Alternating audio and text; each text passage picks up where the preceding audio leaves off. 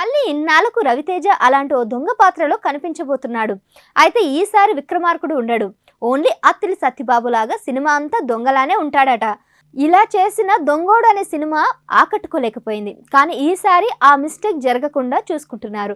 ఇక ఆ చిత్రంలో ఈ దొంగను తరిమే పోలీసుగా హీరోయిన్గా కనిపించబోతుంది. ఆ హీరోయిన్ ఎవరో తెలుసా? రీసెంట్గా కన్నడ నుంచి వచ్చిన సప్త సముద్రాలు దాటి చిత్రంతో ఆకట్టుకున్న రుక్మిణి వసంత్. ఈ అమ్మాయిని చూడగానే యూత్ అంతా ఫిదా అయిపోయారు.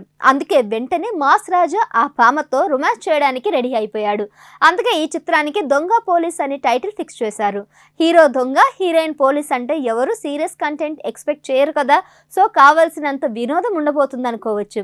ఇక ఈ మూవీని తెరకెక్కించబోయేది జాతి రత్నాల ఫేమ్ అనుదీప్. ఈ మాట చాలు కదా సినిమాలో ఎంత ఫన్ ఉండబోతుందో చెప్పడానికి.